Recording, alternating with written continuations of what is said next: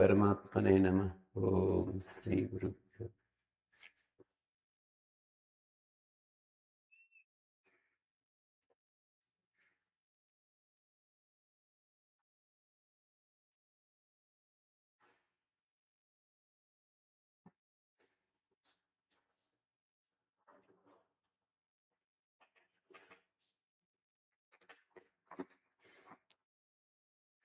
ईदु तो सप्तम्यर्थे के बाद ये सूत्र आया।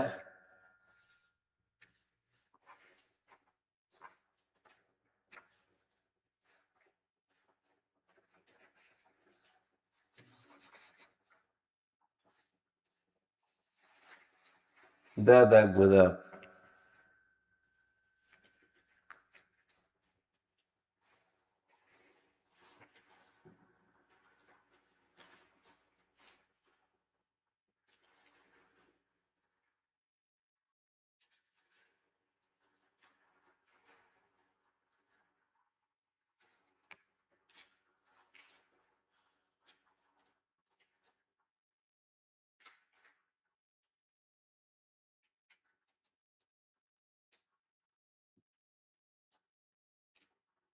पिछले वाले सूत्र में तो कुछ नहीं पूछना।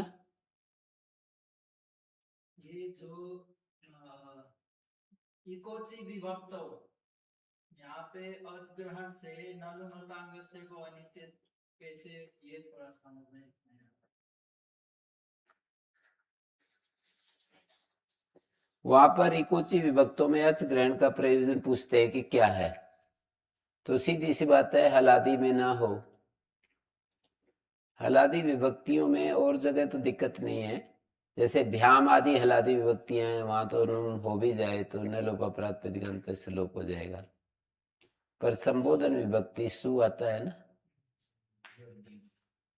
सु में यदि अच ग्रहण नहीं करेंगे तो सु में नुम हो जाएगा, और नुम हो जाएगा तो इकोची विभक्त हो।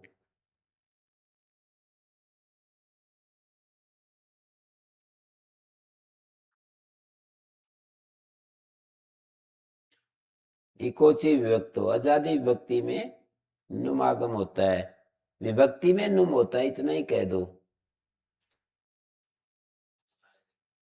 विभक्ति मात्र में नुम होता है, इतना ही कह देंगे तो त्रपु आगे सु विभक्ति है, सु में नुम आगम होने लगेगा। यदि सु में नुम हो जाता है तो वो कहते हैं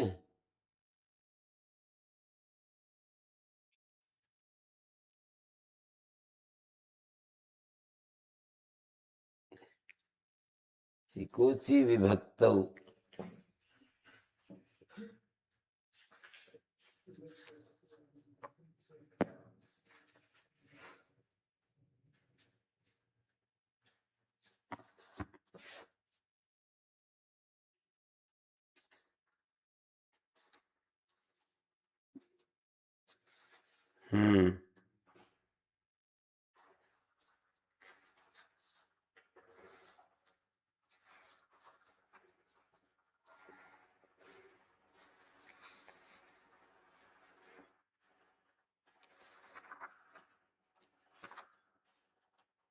नपुंसकस जलचा इकोची विभक्त।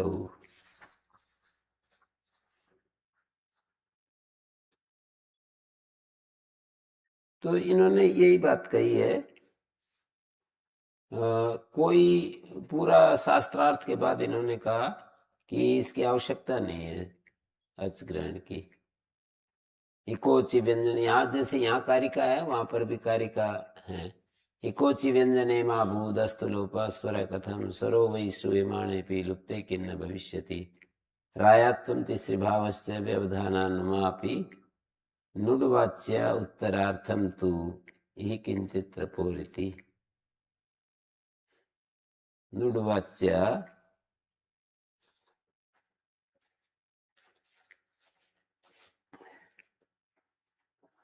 ततश्च अच ग्रहणं कर्तव्यं पूर्व प्रतिषेधस्य वक्तव्य है। नुडवाच्य उत्तरार्थम तु ई किंचित त्रपोरिति। मतलब पूरे शास्त्रार्थ के बाद ये कह दिया कि इकोची विभक्तों में अच ग्रहण की आवश्यकता नहीं है। तो बोले उत्तरार्थ है, मतलब वो हम पूरा शास्त्रार्थ पढ़ेंगे तो फिर इसमें तो 2 घंटे लगेंगे। जैसे ये कारिका है ना, बिल्कुल ऐसी ही है वो। तो पूरा शास्त्रार्थ यदि हम देखेंगे तो उसमें 2 घंटे लगेंगे। तो पूरे शास्त्रार्थ को ना देख करके हम ये कह दें कि यहाँ अच ग्रहण क्यों किया है, तो बोले उत्तरार्थ है। यहाँ तो कोई प्रयोजन है नहीं अच ग्रहण का, यहाँ ग्रहण अच ग्रहण का प्रयोजन नहीं, तो फिर क्यों अच ग्रहण किया? बोले उत्तरार्थ है, उत्तरार्थ है तो वहीं करो। काशिका में भी ऐसे लिखा होगा ना।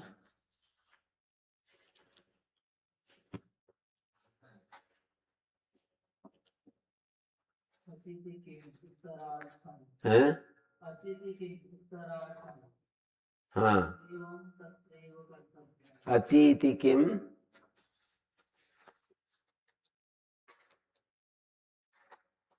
इकोची विभक्तो अचीति किम उत्तरार्थम। सीधा इन्होंने तो शास्त्रार्थ तो बाद में दिया है, इकोची व्यंजने माभूत। पहले तो उत्तरार्थ बता दिया, यद्यम तत्रैव कर्तव्यम, फिर वही करो। यहां करने का ये प्रयोजन है कि हे त्रपो यहां नुम ना हो। त्रपु शब्द है ना संबोधन में, तो यहां पर नुम ना हो। तो सीधी सी बात है कि यहां नुम ना हो, ये अची ग्रहण का प्रयोजन है, हलादी। तो इन्होंने कहा कि यहां तो हे त्रपो नुम आभूत न कि संबुद्ध न लोभ प्रतिषेध। यदि यहां नुम हो जाएगा तो हे त्रपुन न लोभ प्रतिषेध होने लगेगा, न लुम तंगस न ये न कि संबुद्ध।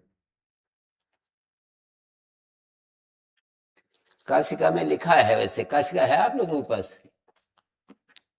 है काशिका? हाँ, तो ये ऐसे है,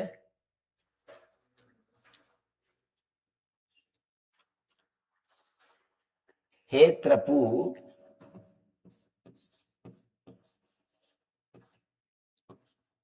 ये संबोधन का सु है। कहते यहां पर अच ग्रहण है कि यहां नुम ना हो। हे त्रपु यहां पर नुम ना हो, तो कहते हैं यदि यहां नुम हो जाए, हे त्रपुन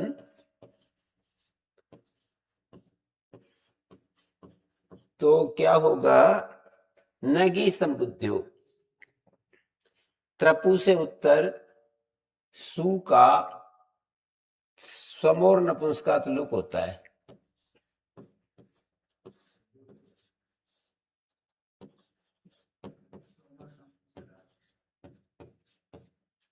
सात 1 25 कितना है?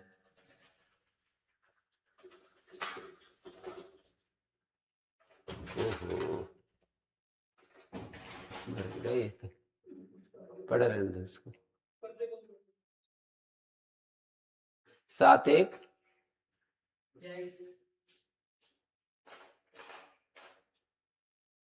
है 23।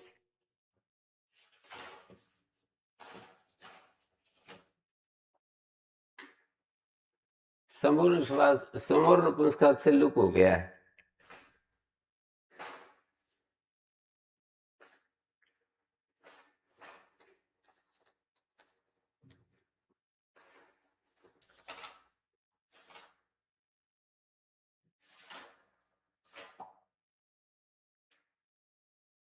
अरे और कहीं हाथ लग गया, क्या करूं? क्लीन में लग गया।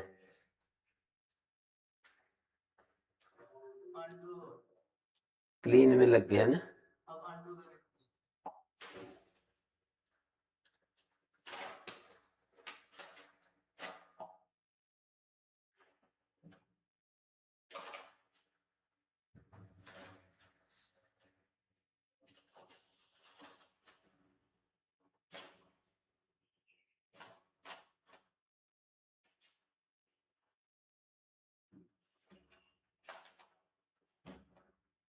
तो देखो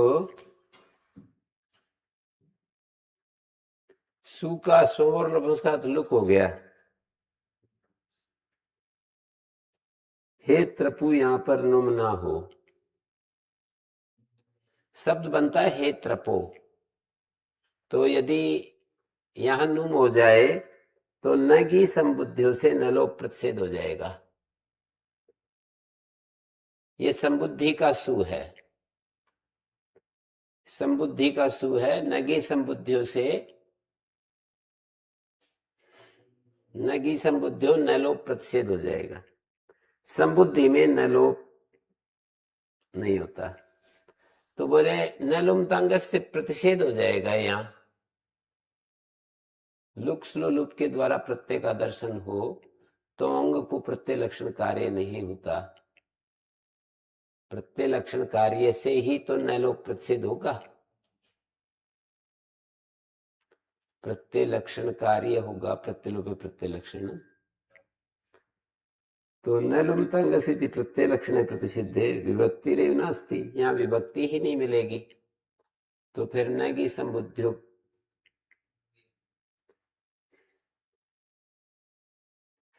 नलो प्रतिषेधाचार नलुम तंगस इति प्रत्यय लक्षण प्रतिषिद्धे, प्रत्यय लक्षण का प्रतिषेध हो गया तो विभक्ति ही नहीं है। विभक्ति ही नहीं है तो अच ग्रहण तो हमने नहीं किया, पर इकोची विभक्तो, विभक्ति तो होनी चाहिए ना। इकोची विभक्तो सूत्र में विभक्ति तो परे मिलनी चाहिए, और विभक्ति है नहीं। विभक्ति नहीं है तो ये जो नुम है ये स्वतः ही नहीं होगा ना। क्या कर देता हूं मैं,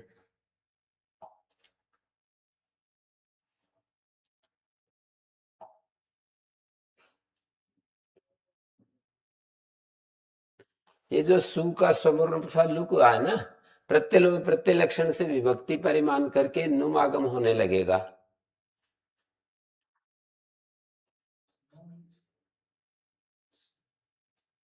प्रत्यय लोपे प्रत्यय लक्षण मानकर यदि अच नहीं कहेंगे तो इकोची विभक्त सूत्र से अची तो नहीं कहा, पर विभक्ति तो जरूरी चाहिए ना। और विभक्ति के लिए प्रत्यय लक्षण करना पड़ेगा, और प्रत्यय लक्षण लमतांगत से मना हो गया।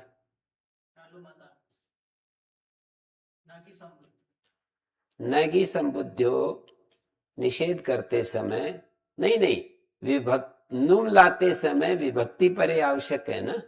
नुम लाते समय न की संबुद्ध तो बाद की बात है, पहले तो नुम आना चाहिए। नुम ही नहीं आएगा, और नुम ही नहीं आएगा तो फिर संबुद्धि के पर रहते प्रत्यय लोपे प्रत्यय लक्षण को क्यों नहीं मान रहे? न लुम तंगस, प्रत्यय लोपे प्रत्यय लक्षण कहेगा कि प्रत्यय के लोप होने पर प्रत्यय निमित्तक कार्य हो जाता है। विभक्ति परिमाण कर नुम आगम होने लगा। यदि अच नहीं कह रहे, इको विभक्त, इको विभक्त इगंत को नुम होता है, विभक्ति के परे रहते, विभक्ति परे है प्रत्यय लोपे प्रत्यय लक्षण। तो बोले नुम तंगस निषेध हो जाएगा। तो निषेध हो जाएगा तो यहाँ विभक्ति परे है ही नहीं, तो फिर नुम कैसे आएगा। तो आवश्यकता नहीं है ना अब यहां तक, इसकी अच ग्रहण की आवश्यकता नहीं है ना, फिर भी अच ग्रहण कर रहे हैं। इसका मतलब आचार्य कुछ देख रहे हैं। यहां पर आचार्य कोई बात छिपी हुई है जो हमें नहीं दिख रही, वो तो देख रहे हैं। तो वो जो देख रहे हैं वो हमें भी देखनी चाहिए। वो क्या देख रहे हैं, वो ये देख रहे हैं कि नलुमतांग से सूत्र अनित्य है, ये देख रहे हैं। तो जब नलुमतांग से सूत्र अपना कार्य नहीं करेगा तो प्रतिलक्षण हो जाएगा। प्रतिलक्षण हो जाएगा तो फिर विभक्ति पर रहते नुम आएगा, और न की संबुद्धि मना करेगा। हे त्रपु रूप चाहिए, वो नहीं बनेगा।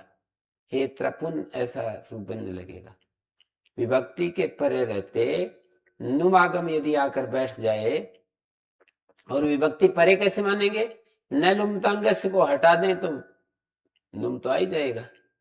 अच ग्रहण करेंगे नहीं, अच ग्रहण करेंगे नहीं, और विभक्ति के परे रहते हमें नुम करना है तो आ जाएगा वो। सूत्र में आज तो पढ़ नहीं रहे, न लुमतांगस सूत्र जो है नित्य कर दिया। अब बताओ क्या होगा।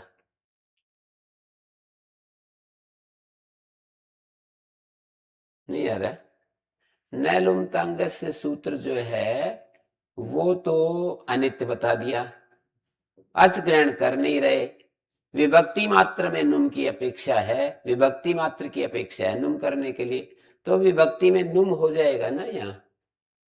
यदि न लुमतांगस सूत्र को रास्ते से हटा दें तो क्या होगा। न लुमतांगस ये कहता है ना कि अंग को प्रत्यलक्षण कार्य नहीं होता। अब उसको हटा दिया, हटा दिया तो प्रत्यलक्षण होगा, प्रत्यलक्षण होगा तो नुम होगा, नुम होगा तो फिर हेत्रपो कैसे बनेगा।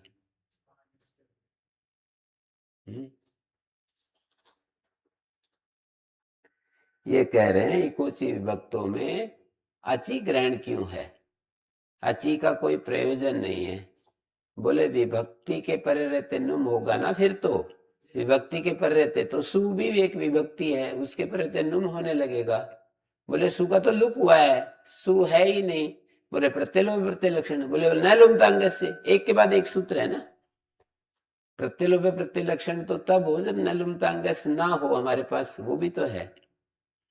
न लुमतांगस ने जब उसको प्रत्यलक्षण का निषेध कर दिया तो विभक्ति नहीं मिली, विभक्ति नहीं मिली तो नुम आगम नहीं होगा, तो हेत्रपो बन जाएगा। इसकी आवश्यकता नहीं है ना अच ग्रहण की, अच ग्रहण की आवश्यकता नहीं है। फिर भी अच ग्रहण कर रहे हैं, इसका मतलब आचार्य देख रहे हैं कि न लुमतांगस जो सूत्र है वो नित्य है। प्रत्यलोभ प्रत्यलक्षण लगेगा, दो ही तो सूत्र हैं, एक प्रत्यलोभ प्रत्यलक्षण, न लुमतांगस। न लुमतांगस अनित्य बता दिया तो प्रत्यलोभ प्रत्यलक्षण लगेगा, प्रत्यलक्षण लगेगा तो फिर नुमागम होने लगेगा। फिर हेत्रपो रूप चाहिए, वो कैसे होगा। ये लिखा है काशिका में, एतदेव ग्रहणम ज्ञापकम प्रत्यलक्षण प्रतिषेधोत्तर न भवति। प्रत्यलक्षण प्रतिषेध नहीं होगा तभी तो संबुद्धि गुण हो पाएगा। फिर देखो ह्रस्व से गुणा, यहां पर ह्रस्व से गुणा होगा तो कैसे होगा। संबुद्धि के पर होता है ना ये, तो ये संबुद्धि परे कैसे लाओगे। प्रत्यलोभ प्रत्यलक्षण, और जबकि न लुमतांगस बैठा हुआ है फिर भी प्रत्यलोभ प्रत्यलक्षण ला रहे हैं, इसका मतलब न लुमतांगस अनित्य ना। तो न लुमतांगस के अनित्य होने से यहां पर एक तो गुण हो गया है, प्रत्यलोभ प्रत्यलक्षण होने से एक तो गुण हो गया है, प्रत्यलोभ प्रत्यलक्षण होने से यहां पर अच ग्रहण करना सार्थक हो गया। प्रत्यलोभ प्रत्यलक्षण मतलब न लुमतांगस अनित्य करेंगे तभी अच ग्रहण की जरूरत पड़ेगी। न लुमतांगस सूत्र को अनित्य करेंगे तब अच ग्रहण की आवश्यकता पड़ेगी। यदि न लुमतांगस सूत्र को बराबर रखें तो फिर अच ग्रहण व्यर्थ हो जाता है। व्यर्थ कुछ भी है नहीं शास्त्र में कि हम तो देख रहे हैं आचार्य नहीं देख पाए, ऐसा कह नहीं सकते हैं। आचार्य जी से भूल हो गई थोड़ी बहुत, कहीं बुद्धि इधर उधर हो गई है, ऐसा तो कह नहीं सकते। अच ग्रहण हमारे को तो व्यर्थ दिख रहा है और आचार्य ने अच ग्रहण कर रखा है, तो वो व्यर्थता को सार्थकता में बदलने के लिए कोई उपाय निकालो। अच ग्रहण की सार्थकता कब नजर आती है बताओ।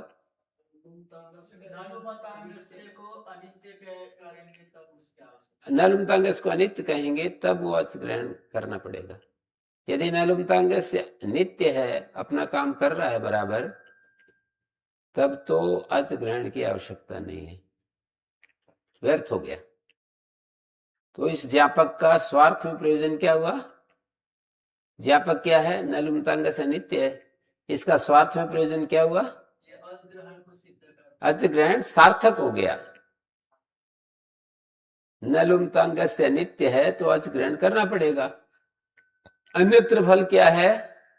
ह्रस्वस्य गुणः। ह्रस्व गुणा से प्रत्यलक्षण मानकर गुण हो जाएगा।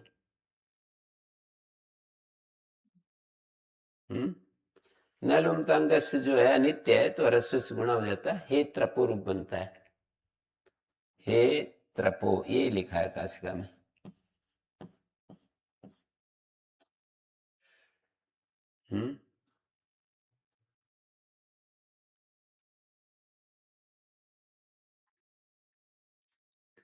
तो ये शास्त्रार्थ के बाद का है उत्तरार्थम। तो का उत्तरार्थ है तो वही ग्रहण करो। बोले यही किंचित त्रपो इति। यहां भी कुछ प्रयोजन है। यहां प्रयोजन क्या है अच ग्रहण का? कि हे त्रपो में नुम ना हो। हे त्रपो इष्ट प्रयोग है, उसमें नुम ना हो। हे त्रपु से हे त्रपो बना है। हे त्रपु इस शब्द से यदि अच ग्रहण नहीं करेंगे तो विभक्ति मात्र में नुम होने लगेगा। बोले विभक्ति तो है ही नहीं। बोले प्रत्यलोप प्रत्यलक्षण। बोले प्रत्यलक्षण का तो निषेध है नलुमतांग से। बोले वही तो आचार्य देख रहे हैं कि नलुमतांग निषेध नहीं करता, यहां पर नहीं करता, ऐसे प्रसंगों में नहीं करता। तो जब वो नहीं करेगा तो प्रत्यलक्षण होगा, प्रत्यलक्षण होगा तो विभक्ति पर रहते नुम होगा, नुम होगा तो नगी संबुद्धियो निषेध होगा। हे त्रपो रूप न बनकर हे त्रपुन रूप बनेगा, अनिष्ट रूप। आ गया? काफी पहले से तो आ गए जैसा लग रहा है। हम्म बताना पड़ेगा।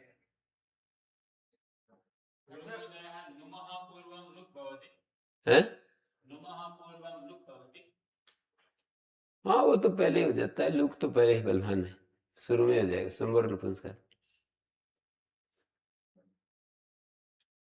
अच्छा गुरुजी, इधर हमने जापक तो ये बनाया कि न लुमतांगस्य अनित्य है।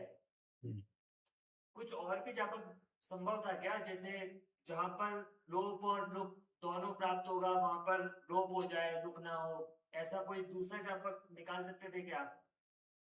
यहाँ तो क्या निकालेंगे? जैसे लोप संपूर्ण लोप की नपुंसकात से लोप की तो प्राप्त है। प्राप्ति नहीं है। अच्छा, लोप प्राप्त नहीं है। यहाँ जो है एंग रस्वात संबुद्धे से लोप हो सकता था, पर परत्व से लुक होता है वहां पर। लुक बलवान है वहां।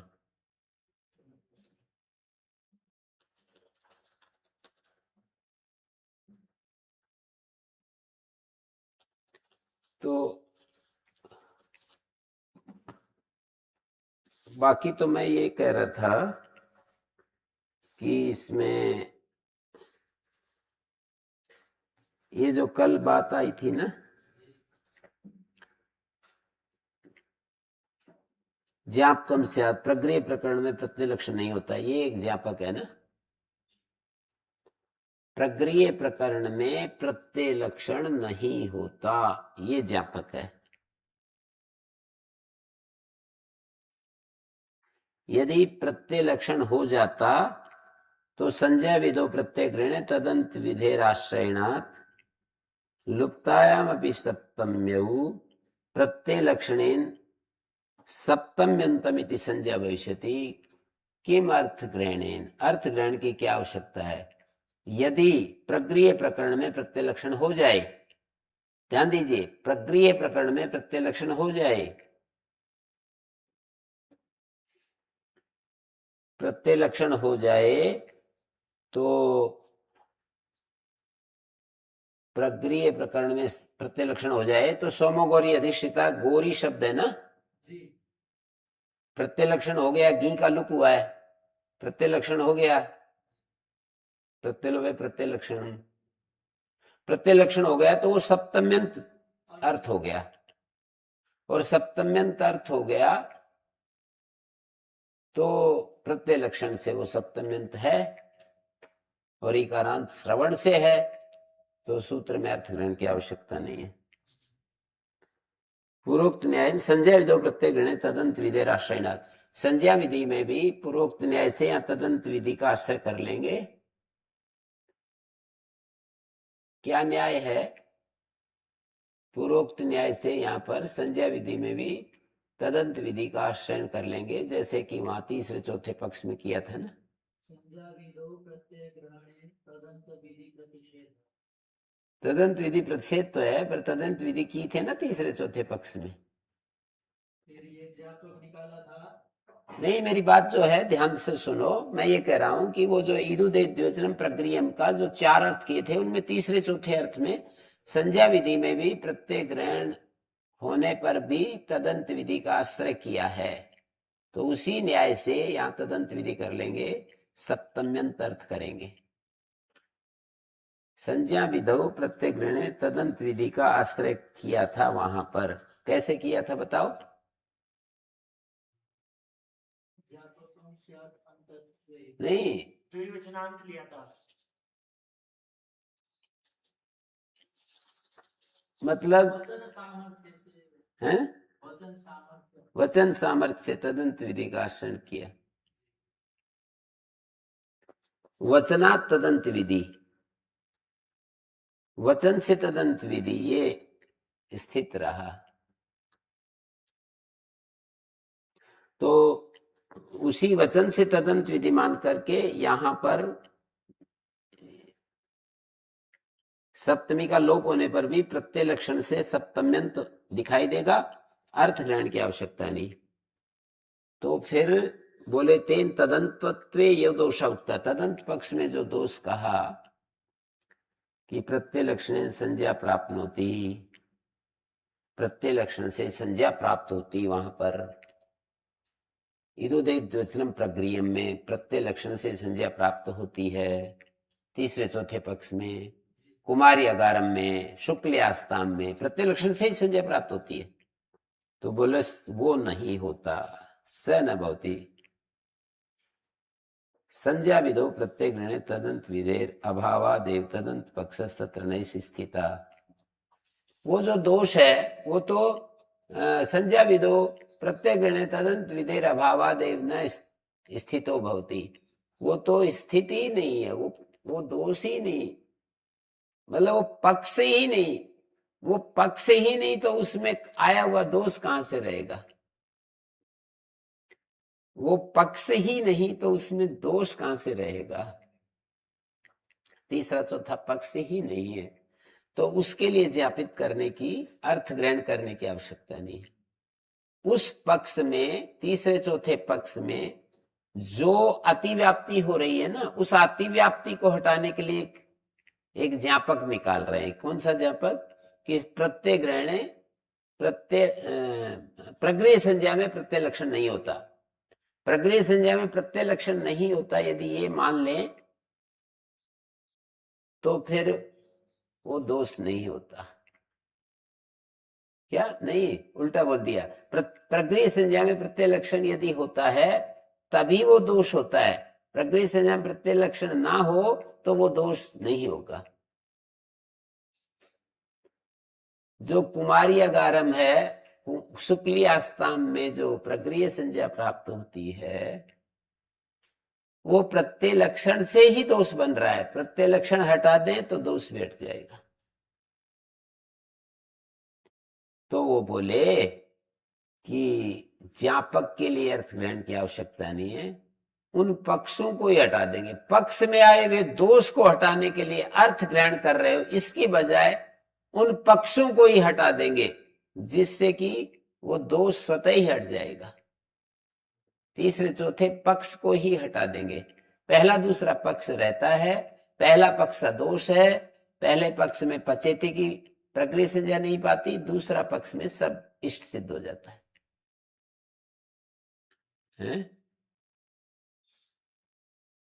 चार पक्ष दिए थे। पहला पक्ष में पचेते दोष रहता है, दूसरा पक्ष सब सिद्ध हो जाता है। ईदाद्यंतम यद्विचनम, ये वाला अर्थ। तीसरे चौथे पक्ष में यद्यपि सारे प्रयोग सिद्ध हो जाएंगे, लेकिन कुछ अनिष्ट प्रयोग भी सिद्ध होना, अनिष्ट प्रयोगों में भी कुछ प्रयोगों में जहां चाहते नहीं वहां भी प्रकृति संज्ञा होने लगेगी। जैसे कुमारी अगारम अतिव्याप्ति, कुमारी अगारम शुक्ल आस्थान में प्रकृति संज्ञा होने लगेगी, तो कहा उस तीसरे चौथे पक्ष को ही हम हटा देते हैं। कैसे? संज्ञा विधो प्रत्यय ग्रहण तदंत विधिर्न, इस नियम के कारण। इस नियम को स्वीकार करने से यहां पर, इस नियम को स्वीकार करने से यहां पर अर्थ ग्रहण का खंडन होता है। संज्ञा विधो एक तो प्रत्यय लक्षण मानेंगे, एक तदंत विधि मानेंगे, इन दोनों के सहयोग से यहां पर अर्थ ग्रहण का खंडन होता है। ये जो सप्तम अर्थ सूत्र है ना, यहां पर अर्थ ग्रहण का खंडन इन दोनों बातों को मानने से होता है। संज्ञा विधो प्रत्यय ग्रहण तदंत ग्रहणम ने, इसको भी अनदेखा करना पड़ेगा और साथ में प्रत्यय लक्षण भी मानना पड़ेगा, है ना। संज्ञा विधो प्रत्यय ग्रहण तदंत ग्रहणम ने, इसको अनदेखा करना पड़ेगा। साथ में प्रत्यय लक्षण तो करते ही हैं, उसमें तो कोई दिक्कत नहीं है। पर यहां प्रत्यय लक्षण नहीं होता, ये अर्थ ग्रहण से निकाली जाएगी बात। तो यहाँ प्रत्यय लक्षण नहीं होता, ये जापक बनाने वाले थे हम लोग, पर उसकी आवश्यकता नहीं पड़ेगी, क्योंकि जो तीसरे चौथे पक्ष में जो दोष आए वो तीसरा चौथा पक्ष ही नहीं है। अगर तदंत विधि नहीं मानेंगे तो तीसरा चौथा पक्ष ही नहीं आएगा। मतलब यदि हम संज्ञा विधि में प्रत्यय ग्रहण हो, तदंत ग्रहण नहीं होता, ये मान लें, तो तीसरा चौथा पक्ष ही नहीं। उसको अनदेखा करने पर तीसरा चौथा पक्ष बनता है, और तीसरा चौथा पक्ष बनने पर फिर उसमें जो दोष आते हैं उनको हटाने के लिए अर्थ ग्रहण ज्ञापक के लिए करना पड़ता है। अर्थ ग्रहण ये कहेगा कि प्रकृति संज्ञा में प्रत्यय लक्षण नहीं होता, तो उस सूत्र को, इदुदे द्विजनम प्रक्रियम सूत्र को, प्रत्यय लक्षण नहीं होता इस प्रक्रिया से उसके इष्ट उदाहरण सिद्ध करने के बजाय उन तीसरे चौथे पक्ष को ये कहकर हटा दो कि ये तो बनेंगे ही नहीं, क्योंकि संज्ञा विधो प्रत्यय ग्रहण तदंत ग्रहणम, ये परिभाषा बनी हुई है, तो ये कैसे होगा।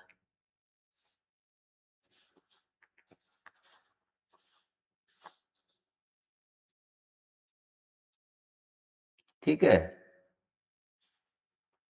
कई बार दोहराने पड़ेंगे अपने मुख से, तब बात आएगी।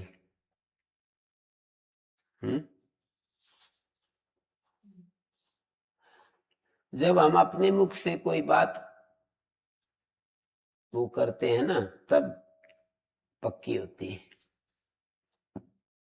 क्योंकि वाणी के साथ मस्तिष्क की ज्यादा अटेंटिवनेस चाहिए, एकदम अलर्ट चाहिए। वाणी जो निकालते हैं तो मस्तिष्क पूरा एकाग्र चाहिए, विषय को देख रहा होगा, तब हम उसको अपनी वाणी में कह पाएंगे। प्रत्ययलक्षणं न भवति इति अस्य ज्ञापकस्य स्वार्थी चरितार्थः कुत्र अस्ति इति उच्यते। प्रत्यलक्षणं न भवति अस्य ज्ञापक स्वार्थे चरितार्थता अस्ति, अर्थ ग्रहणं सार्थकं भवति। अन्यत्र फलम अस्ति इदुदे द्विजनम प्रक्रियम इति सूत्रार्थे आश्रियमाणे तृतीये पक्षे चतुर्थे पक्षे च प्रत्यय लक्षणं न भविष्यति, तदा दोषः न आपत्स्यते, दोषः न आगमिष्यति।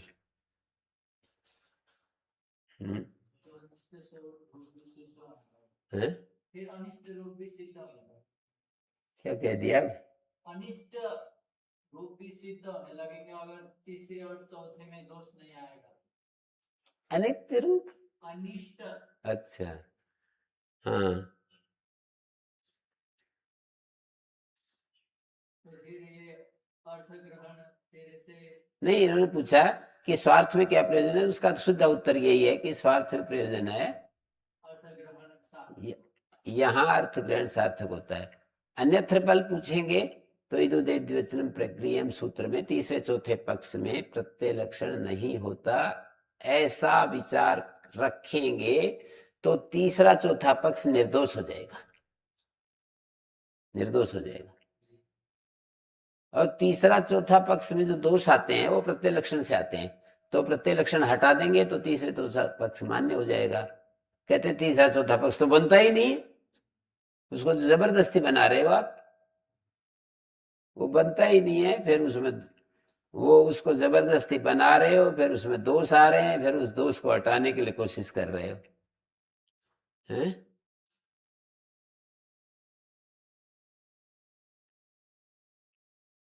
दादा गोदाप जो सूत्र है इसमें दाश्च दाश्च दाश्च दाश्च एक शेष कर दिया, 4 दारूप हैं, इति दाह, और धाश्च धाश्च इति धौ, फिर ये एक से द्वंद्व समास कर दिया, दाश्च धौच इति दाधा। यहां पर दाप और दैप 2 धातुएं हैं, वो भी दारूप हैं, तो इसलिए उनको हटाने के लिए अदाप कहा है। दाप लवने, दैप शोधने, ये जो दाप लवने का तो दा बचेगा, आधे चुपदे स्थिति दैप का भी दा हो जाएगा। पकार के रहते हुए भी एजंत नानुबंध कृतम अनेजंतत्वम, अनुबंध के रहते हुए एजंत तत्व की हानि नहीं होती। अनुबंध से अनुबंध जो है वो एजंत तत्व का विनाशक नहीं होता।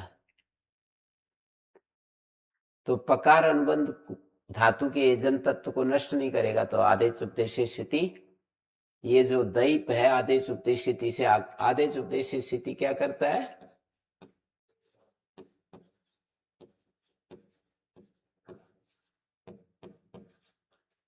छह 1 44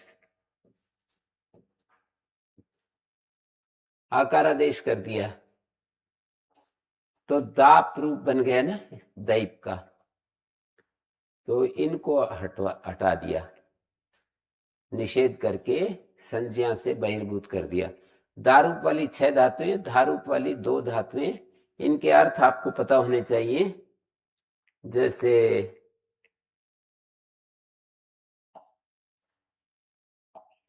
ये जो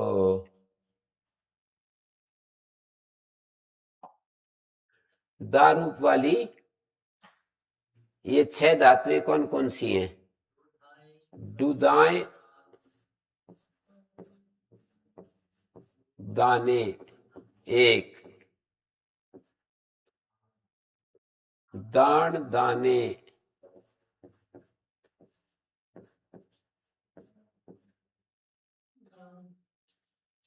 दो अवखंडने,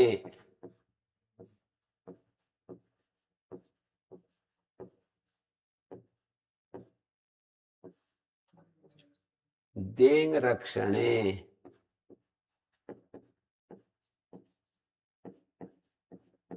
कितनी होगी,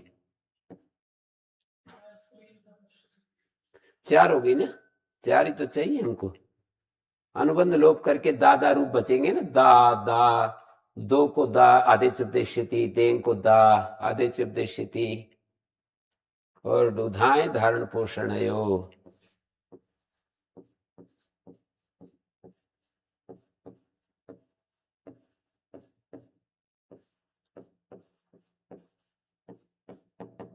और धेट पाने,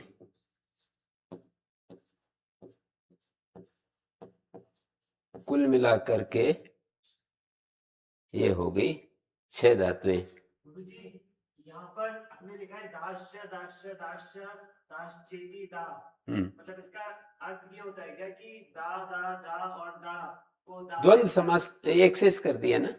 अच्छा, तो इसको वृक्ष से वृक्ष से वृक्ष से वृक्षा, मतलब वृक्ष वृक्ष वृक्ष और वृक्ष को वृक्षा बोलेंगे। एक शेष कर देते हैं, मतलब एक बचाते हैं, बाकी सबको हटा देते हैं, क्योंकि प्रत्यर्थम शब्द निवेशात, प्रत्येक अर्थ को कहने के लिए एक शब्द का प्रयोग होता है। प्रत्येक अर्थ को कहने के लिए एक शब्द का प्रयोग होता है। जैसे एक वृक्ष को कहने के लिए एक वृक्ष शब्द बोलेंगे, दूसरे वृक्ष को कहने के लिए दूसरा वृक्ष शब्द बोलेंगे, तीसरे को कहने के लिए तीसरा बोलेंगे, और एक ही बार में सबको बताना है तो एक बचा लो, दो हटा दो। 20 वृक्ष हैं तो एक बचा लो, 19 हटा दो। 100 वृक्ष हैं तो एक बचा लो, 99 हटा दो। 1 लाख हैं तो 99,999 हटा दो, एक बचा लो। वो एक जो बचाएंगे उसमें फिर बहुवचन करके बोलेंगे। हाँ, क्योंकि वो बहुवचन को कह रहे हैं, या 2 होंगे तो द्विवचन करके बोले। तो यहाँ पे दा के बहुवचन को कहने के लिए अपने दा का प्रयोग करा है। ये तो एक एक है, सू है यहाँ तो, पर जब यहां दाल आएंगे ना तो जस आ जाएगा। वो तो एक लंबी प्रक्रिया है, बहुत बड़ा लंबा शास्त्रार्थ है महाभाष्य में, कि इसको कैसे हटाते हैं, जस कैसे लाते हैं, मतलब बहुवचन कैसे लाते हैं, वो एक लंबी प्रक्रिया है। अभी तो कुछ चीजें जो जानने से पहले मानने की होती हैं, ये ऐसा स्वीकार कर रहे हैं। तो मैं ये कह रहा था, ये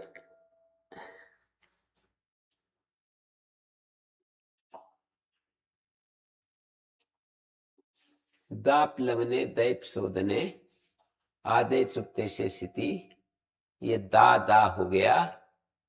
मतलब ये भी यदि ये अदाप नहीं कहते तो इनकी भी भू संज्ञा होती।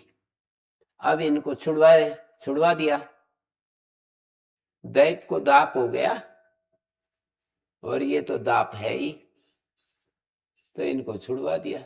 ठीक है, अदाप। भू संज्ञा होने से मतलब करते क्या है संज्ञा करके? बहुत सारे कार्य हैं ना भू संज्ञा के, सूत्र निकालो।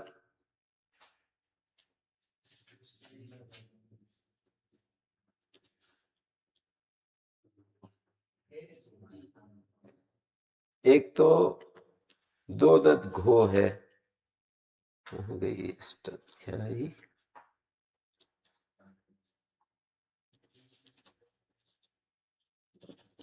मैं आपको बताता हूँ सूत्र।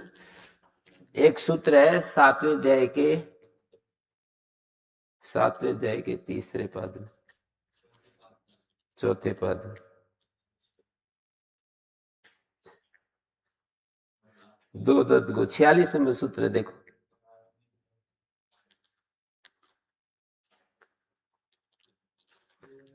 ऊपर से कत्वी की अनुवृत्ति आ रही है? नहीं, कत्वी तो केवल 44 में है। दो दत गो का अर्थ है भू संज्ञक दा धातु को दद आदेश होता है।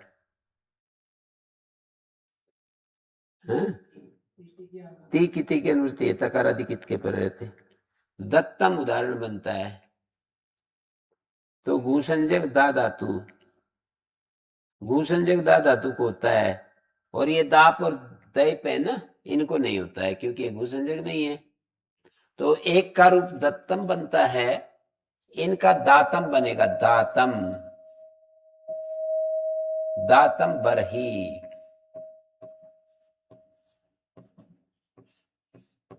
और दातम मुखम, शुद्धम मुखम। और एक दा धातु का क्ता प्रत्यय दद आदेश हो गया, और ये तय खरीच, खरीच दत्त, दत्तम बन गया। एक तो ये कार्य है दो दत्त घो है, आप पूछ रहे ना घुसन होने से क्या, तो एक तो ये है दो दत्त घो, एक सूत्र बता दिया। और इससे अगला 47 नंबर सूत्र है, वो भी है उपसर्गाता है। अजंत उपसर्ग से उत्तर, अजंत उपसर्ग से उत्तर देखिए, जैसे प्र है और ये दा है और ये तय है। अब अच उपसर्गाता लगा देंगे यहां, अच उपसर्गाता दो दत्त घो, यहां तो दो दत्त घो लगाएंगे, दो दद घो, 7 4 दो दत्त घो 46, और यहां अच उपसर्गाता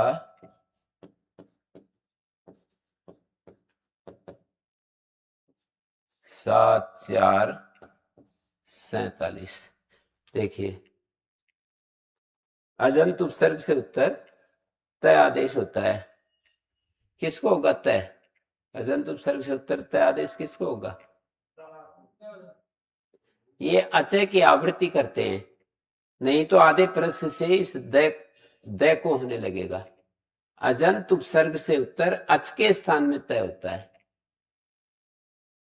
अच 2 बार आवृत्ति कर लेते हैं अजंत उपसर्ग से उत्तर, एक तो उपसर्ग को विशेषित कर रहा है अजंत उपसर्ग से उत्तर, और एक स्थानीय निर्देश कर रहा है अच के स्थान में तय होता है। माने भूसंज्ञक दा धातु के अच के स्थान में तय होता है, भूसंज्ञक दा धातु की अनुवृत्ति आ रही है, भूसंज्ञक दा धातु के अच के स्थान में तय होता है। तो ये इस तरह से प्र और आ के स्थान में तय, और ये तय खरीचे से दै को तय, और बन गया प्रतम।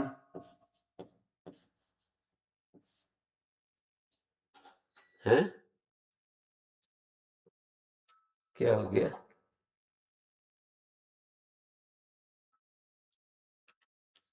क्या कर दिया है,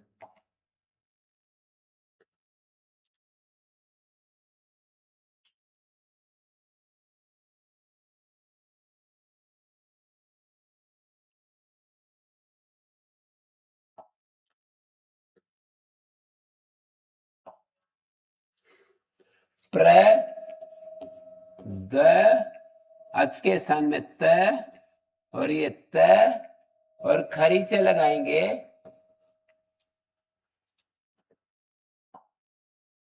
खरीचे लगाएंगे तो इस तय को तय हो जाएगा।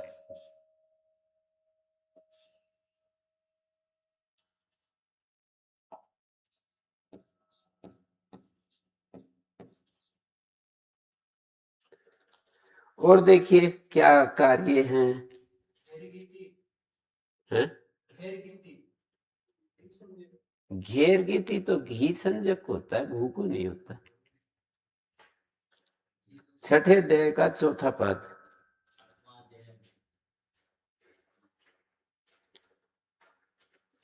छठे देह का चौथा पद है, सूत्र संख्या बता रहा हूं, निकालो। 66 नंबर सूत्र है, घूमा स्था गापा जाति साम हली, 68 पेज पर अष्टाध्यायी में। घूमा स्था गापा जाति साम हली, यहां पर कहा है घू संजक को हलादी कित कित परे हो, ऊपर से किंगति की अनुवृत्ति है।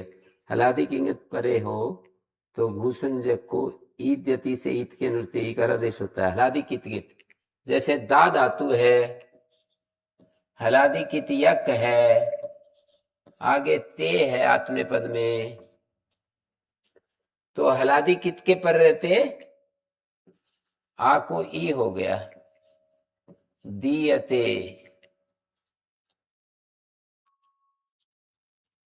प्रदीयताम दाशरथाय मैथिली, इस तरह से प्रदीयताम। भूसंजक को ईकारादेश हो गया, आ गया। और देखिए एक सूत्र है 119, घ्वसोरिद्धाव अभ्यास लोपश्च, घुमास्था, ये सूत्र लग गया ना, घुमास्था 6-4-66। और एक सूत्र है घ्वसोरिद्धाव अभ्यास लोपश्च देही, जैसे दा दा दुर्वचन हुआ और लोट लकार, दा से लोट लकार में लोट लकार के स्थान में सिप आया और सिप को ही आदेश हो गया, सेरिय पिच है ना। कर्तृ शप ज्योत्यादिभ्य श्लू, शप को श्लू हो गया। ये जो शप आया ना, इसको ज्योत्यादिगण की धातु होने से श्लू हो गया, श्लव दुर्वचन हो गया। दा, ये श्लव दुर्वचन हो गया, ही के पर रहते।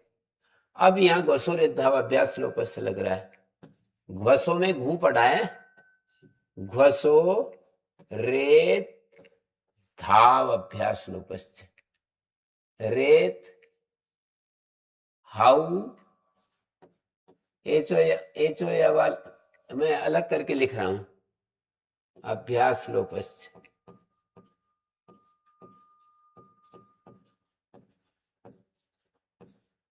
छः 4-119। अब देखिए घोषोरिद्धाव अभ्यास लोपश्च, एचो यवा हो रहा है ना, है को जयो न तरस्याम, है को धय हो रहा है? घोषोरिद्धाव एत है, एत। भूसंजक और अस को ए हो जाता है, दा को तो ए हो गया और अभ्यास का इसका लोप हो गया। ये जो है ना, ये इसका लोप हो गया, दे ही रूप बन गया।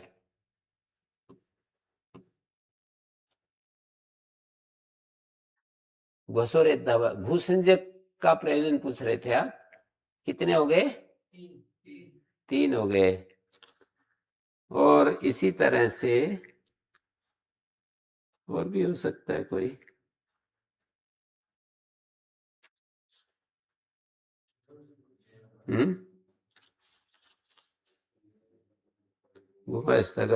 संभली, और है कोई है? अचुप सर्गाता जो सूत्र था ना, वो भी एक प्रयोजन है, 4 हो गए। एक तो दो दत घो, घुमास्यति हंति आति वाति, ये सूत्र भी है 8वें अध्याय का। शनि मीमा घूर अबलब भी है, 54 नंबर सूत्र, 7-4-54। जैसे दा धातु है और दातुम इच्छति,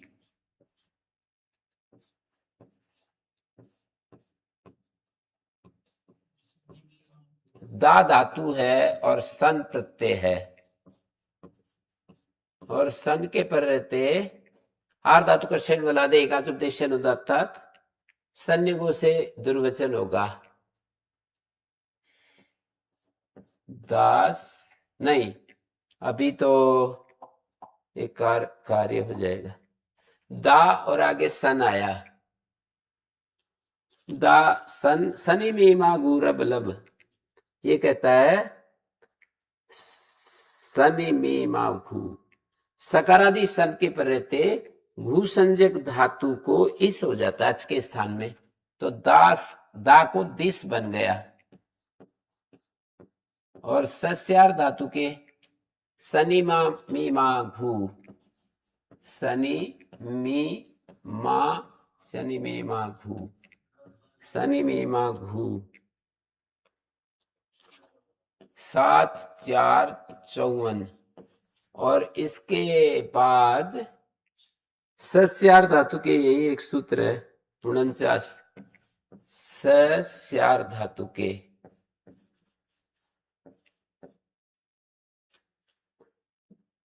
7 4 49, सस्यार धातु के से इस स को तय हो गया। क्या अर्थ है इसका?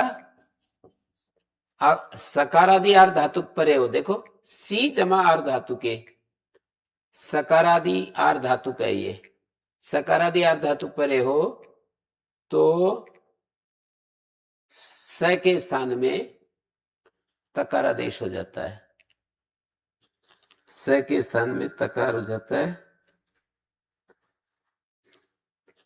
फिर ये दुर्वचन करेंगे, दित्स दित्स, प्रथम एकाच को दुर्वचन,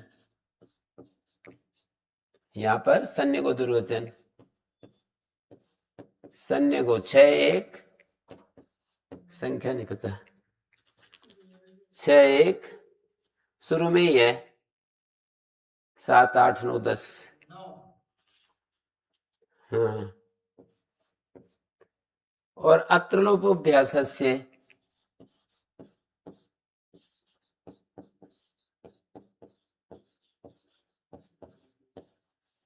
7 4 58,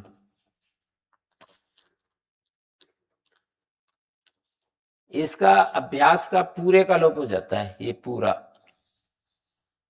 ये धातु हो गई स्नाद्यंता धातुआ, इसका रूप चलेगा दित्स दित्सति,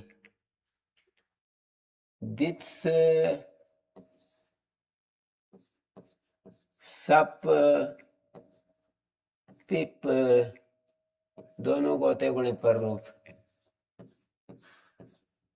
दित्सति रूप बनता है, देना चाहता है, हैं?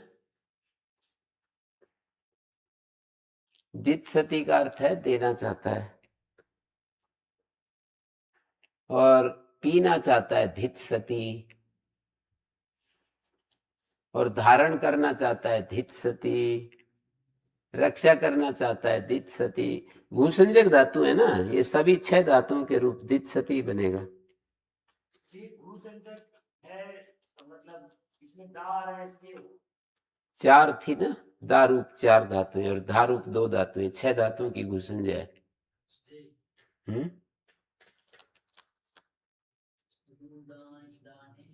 हैं?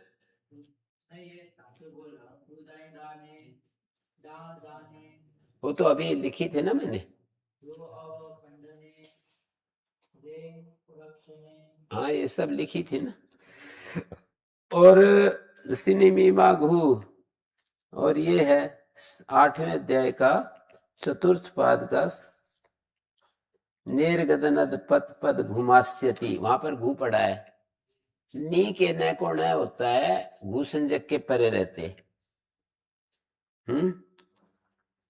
प्रणि ददाती, जैसे प्र नी और ये ददाती है, तो घू संजक है ना ये परे, इस न को न हो गया, निर्गदनद,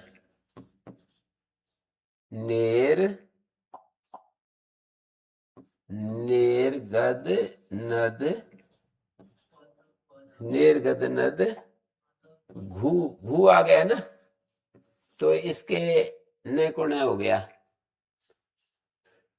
8 4 17, 8 4 17 है ये सब घूसंज्ञा के कार्य आपको बताए हैं, ठीक है। भू संज्ञा मान करके ये सब कार्य हो जाते हैं।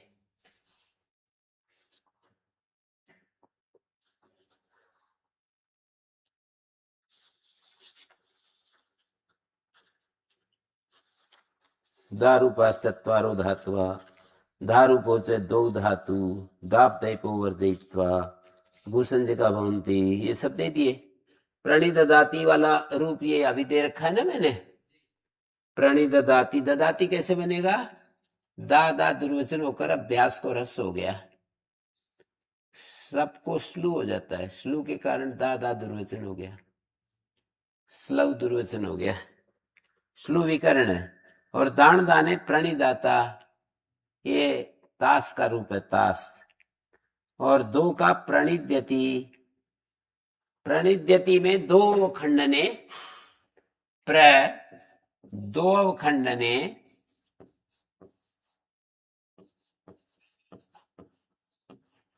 और इसको प्रदोषण, शन विकर्ण है। ये तीखे पर रहते, सब की जगह शन आ गया है। प्रत्यांत धातु से तो सब विकर्ण आता है, लेकिन जैसे दो धातु से शन विकर्ण आ गया तो होता शनि।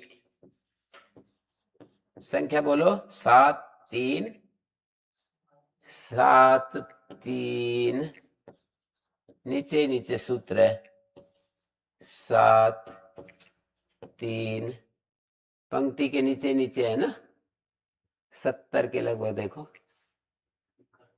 70 नहीं 75 के लगभग, 71 होता शनि। इसका ओ का लोप हो गया, प्र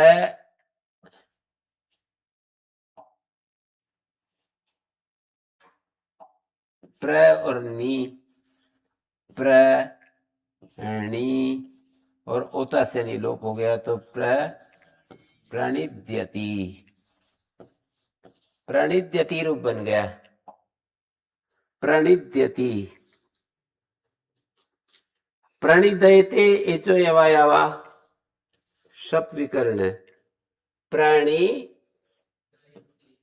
देंग ठेतान प्रधान टेरे कर्तरी शप, शप का दय,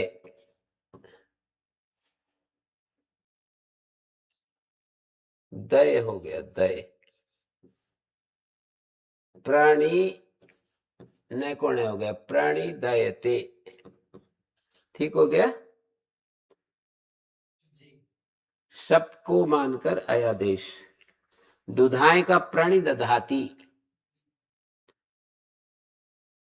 धेट का प्राणी धयती वत्सो मातरम, बछड़ा माँ को दूध पी रहा है, प्राणी धयती वत्सो मातरम। कैसे करेंगे?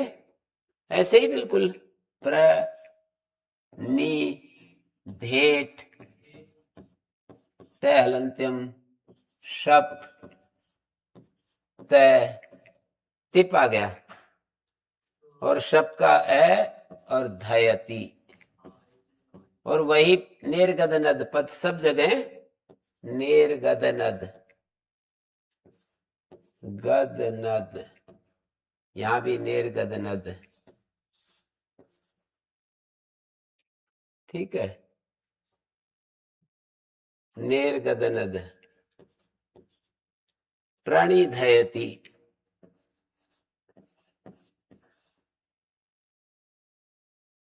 प्रणिदयते प्रणिधयति वत्सो मातरम। और इसका दिया है आगे, अदापिति किम दाप लवने दातम बरहि दैव शोधने अवदातम मुखम शुद्धम मुखम। पहले ही मैंने उदाहरण दे दिया था, इनकी घू संज्ञा नहीं होती है। दातम बरहि, दा धातु से दो दत घो नहीं हुआ, आर धातु का शेलवा दे, एकाच उपदेशन दत्ता निषेध हो जाएगा। दातम बरही, बरही को काट दिया, जो बरही डाब वगैरह होती है ना, यज्ञ में प्रयोग होता है, उसको काट दिया है, मतलब दातम बरही काट लिया है। और अवदातम मुखम, अव दैप शोधने,